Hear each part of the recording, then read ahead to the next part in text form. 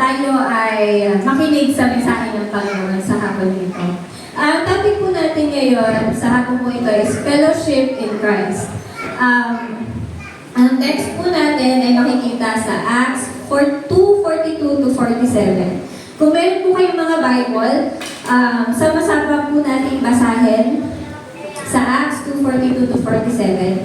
Ang sabi po dito, "And they devoted themselves to apostles' teaching, and fellowship, to the breaking of bread and the prayers. And awe came upon every soul, and many wonders and signs were being done through the apostles. And all who believed were together and had all things in common. And they were selling their possession and belonging, and distributing the proceeds to all, as any had need. And day by day, attending the temple together and breaking breads in their homes, they received their food with glad and generous hearts, praising God and having favor with all the people. And the Lord added to their number day by day those who were being saved." Salamat po sa salita ng Panginoon. Manalangin muna po tayo. Panginoon, salamat po, Lord, sa salita na nagmula sa inyo, Panginoon. Dalangin po namin na ang salita na ito ay inyo pong itanim sa aming mga puso, Panginoon. At dalangin din po namin na kami po ay tabihan ninyo sa mga oras na ito upang ang salita ninyo namin mapapakinggan ay patuloy namin may apply sa aming buhay, Panginoon. Salamat po muli, Panginoon, at binabalik po namin sa inyo ang mataas na po rin pasasalamat sa pangalan ni Jesus. Amen. Ito pong topic natin na Fellowship in Christ, meron po tayong apat lamang na pag-uusapan dito sa topic na to. Ang una po dito is yung devotion to teaching. Kasi ang sabi po dito, nabasa po natin na yung mga tao dito sa pinasa natin sa Acts, na sila ay nag-devote or nagbigay ng kanilang mga oras at panahon sa pagbabasa at sa pakikinig ng salita ng Panginoon. At gusto ko pong ipasok dito yung personal devotion natin. So, kamusta naman po ang inyong mga personal devotion? Kayo po ba ay nag-spend ng time at oras araw-araw na kung sila dito sa nabasa natin, day by day, they attending together sa pagpunta sa simbahan. So tayo po bilang Kristiyano, kamusta po ang ating personal devotion and prayer? Kasi madalas partner po yan. So, yung topic po namin ng young moms, actually, parehas, isa sa mga i-discuss ko ngayon is naging kaparehas nung naging sharing namin nung sa young moms. And ipapasok po dito yung kwento ni Martha. Sino po dito yung alam yung kwento ni Martha? So, sa mga hindi pa po nakakaalam, siguro malamang kailangan natin talaga magbasa ng Bible, no? So, ang kwento ni Martha, siya ay kapatid ni Mary, na kapatid ni Lazarus, na si Lazarus ay matalik na kaibigan ni Jesus. Ngayon, itong si Jesus at ang kanyang disciple ay pumunta sa bahay nila Martha at nila Mary. Ngayon, itong si Martha, siya yung talagang busy-busy. Kumbaga siya yung sa ating mga nanay, siya talaga yung busy sa kusina, sa pag-aasikaso. And si Mary na kapatid niya, hindi siya tinulungan, iniwanan siya, hinayaan siya na mag-asikaso mag-isa. Ang ginawa ni Mary, siya ay tumabi sa Panginoon at nakinig siya sa salita ng Panginoon. At itong si Martha, nagalit siya. Sabi niya gano'n, "Panginoon, hindi niyo ba kakausapin si Martha na ako lang yung nag-aasikaso mag-isa dito? Ay, si Mary, hindi niyo ba sasabihan si Mary na ako lang nag-aasikaso dito? Siya, hindi man lang ako tinutulungan?" Ang sabi naman ni Jesus kay Martha, "Martha, masyado kang busy sa maraming bagay. Pero si Mary, mas pinili niya kung ano yung mas importante. At yun yung nakinig siya sa salita ng Panginoon." At tayo, marami tayong kinabibisihan na kung tutuusin, naakala natin masyadong importante sa mga estudyante, sa pag-review sa school, sa mga may trabaho, wala ng oras, sa mga may business, wala na rin oras.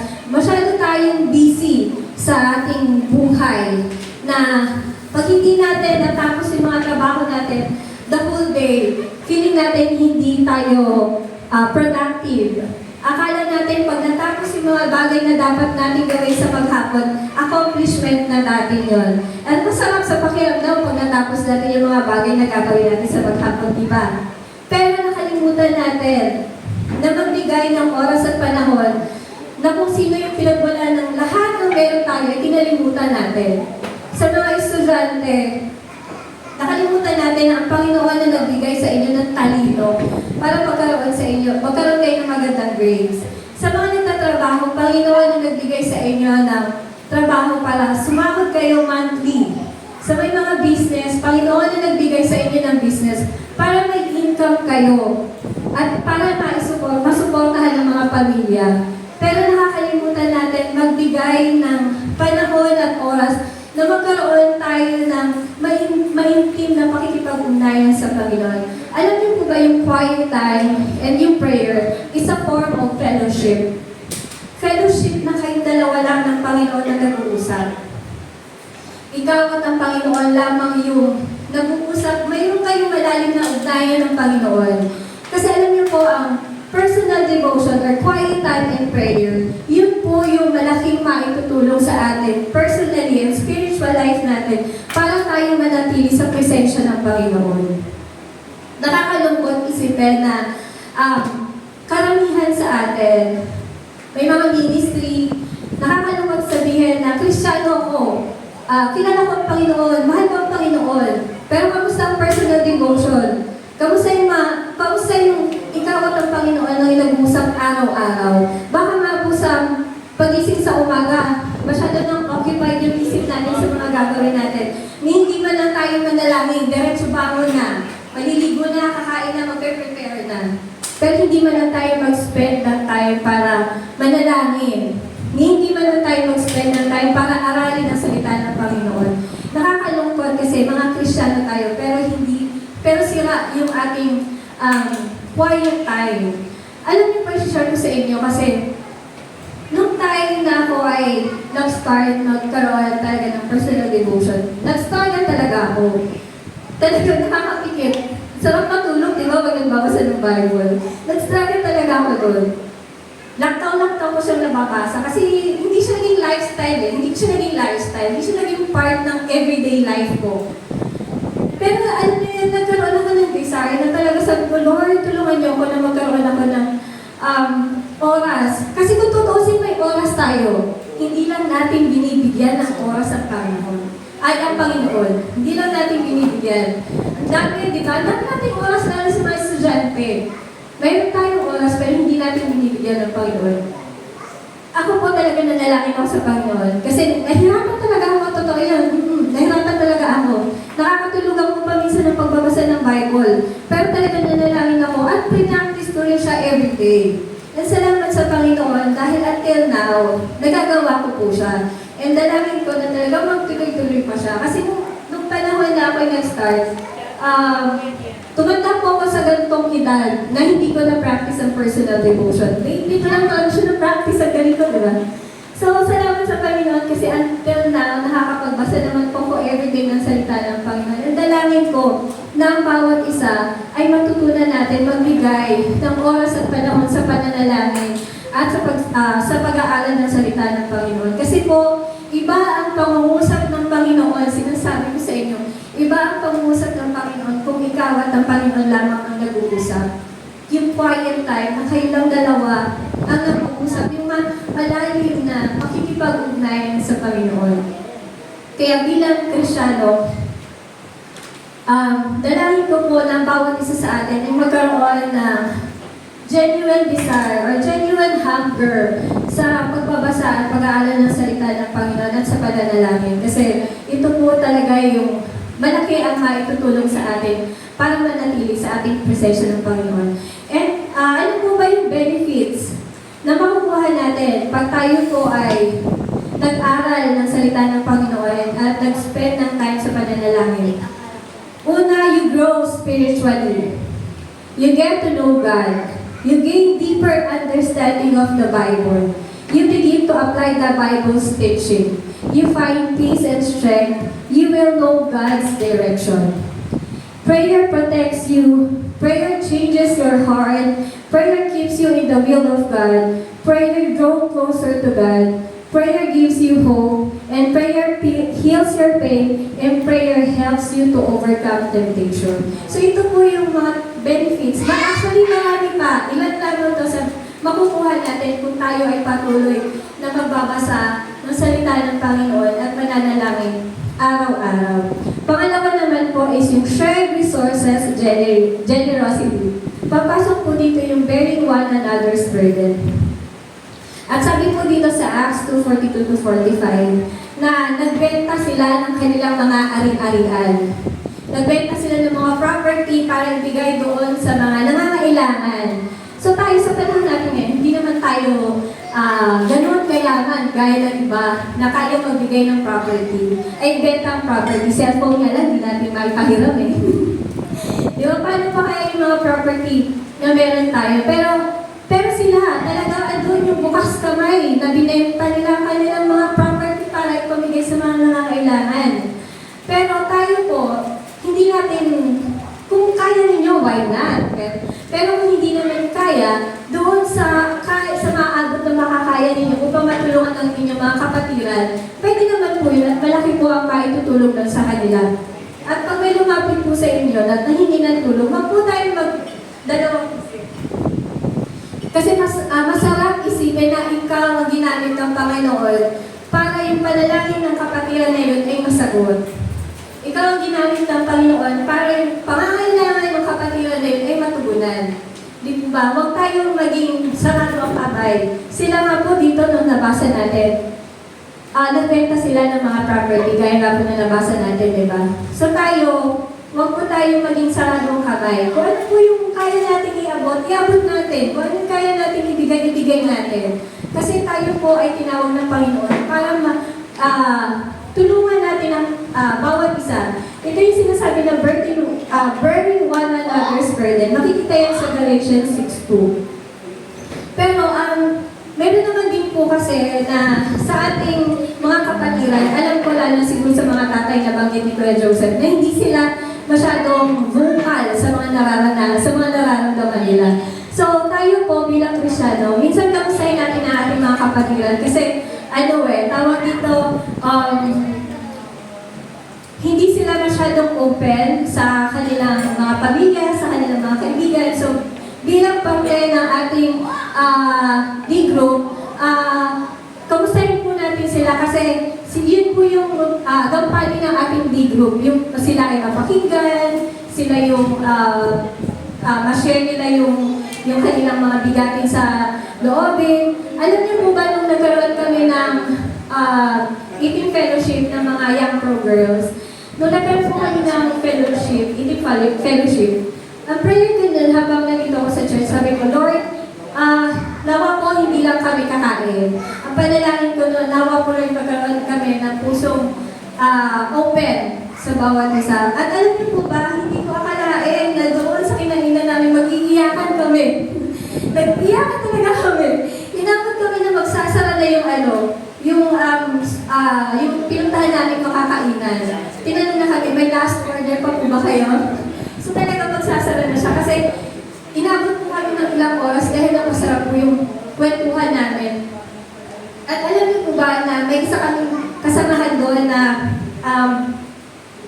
nanginginig siya habang nagkukwento. Kasi sabi ko, nanginginig ka, sabi niya, ate, nagpapyakas ba kasi ulit lahat ng nangyayari sa kanya. So, alam niya nung na-share niya yun, yung bigatin ng kanyang kalooban, huminga siya ng malalim at sabi niya, sarap pala sa pakiramdam. Kasi alam niyo po, minsan mga kapatiran natin, mga kasama natin sa D-group, kamustahin natin sila kasi baka hindi lang nila kaya magsalita.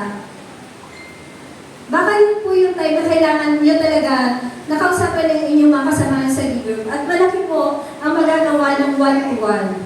Kasi yun po yung time na makakapag-open sila. Hindi siguro sila kaya, hindi nila siguro kaya mag-open sa maraming tao or sa grupo. Kung ikaw at yung leader magkakaroon ng one-to-one, doon po kasi nag-start na maging open ang kanilang mga puso.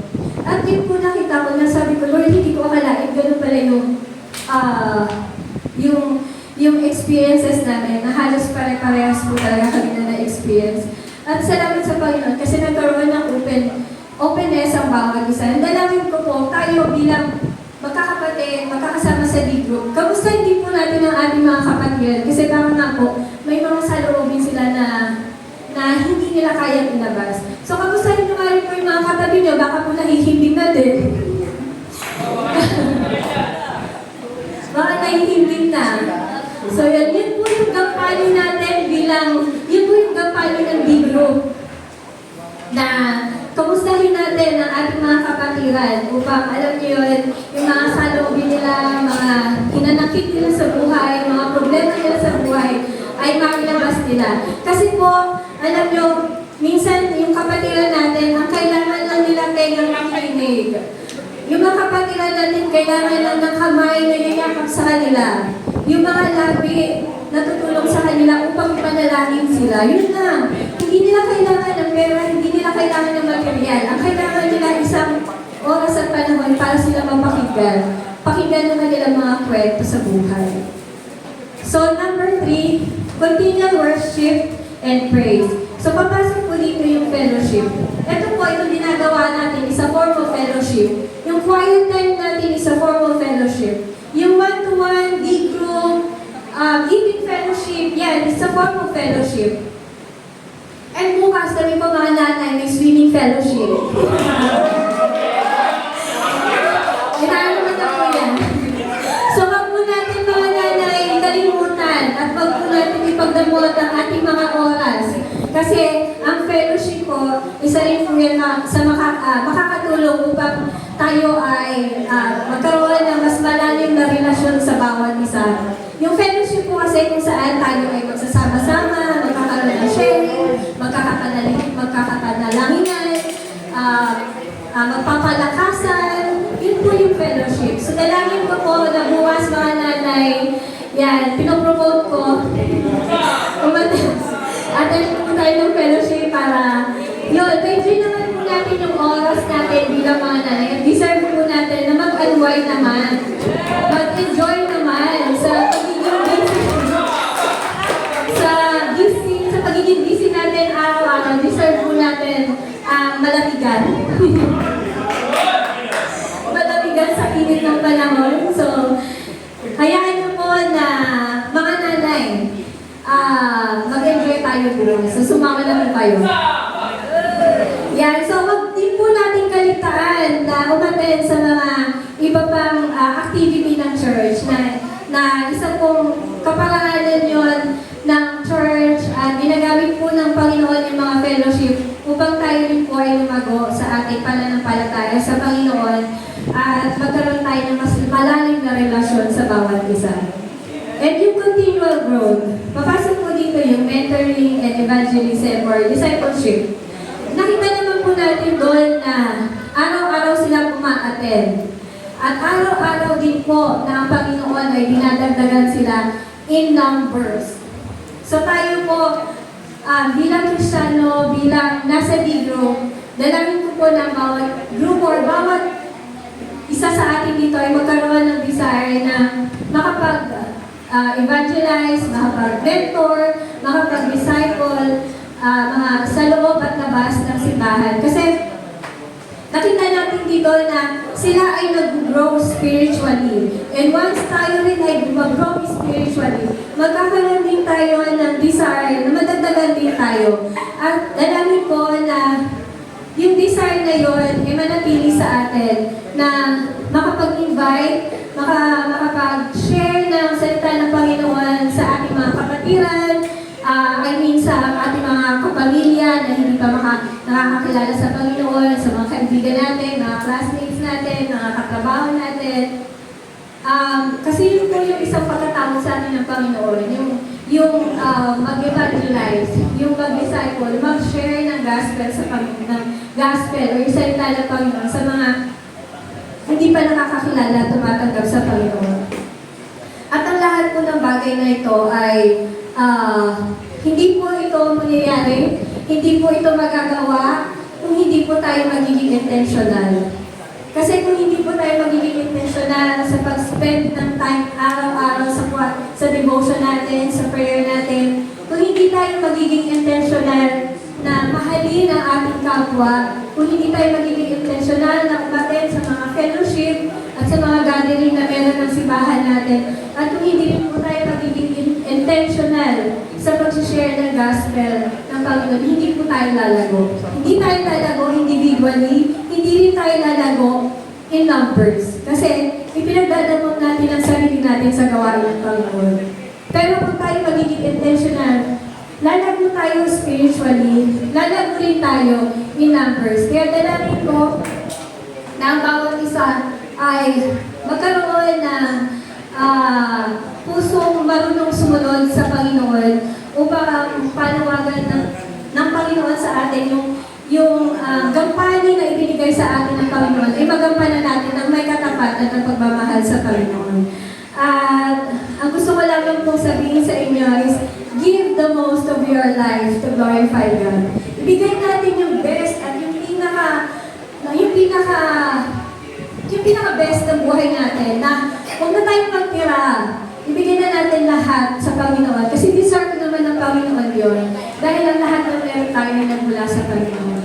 So, iniwanan ko po ang tanong sa inyo na ano po yung importance and impact ng fellowship sa inyo as disciple? Yung fellowship ninyo with Christ, yung fellowship nyo fellowship nyo sa Panginoon, and fellowship nyo sa ating mga kapatiran. Yun lang po at maraming salamat.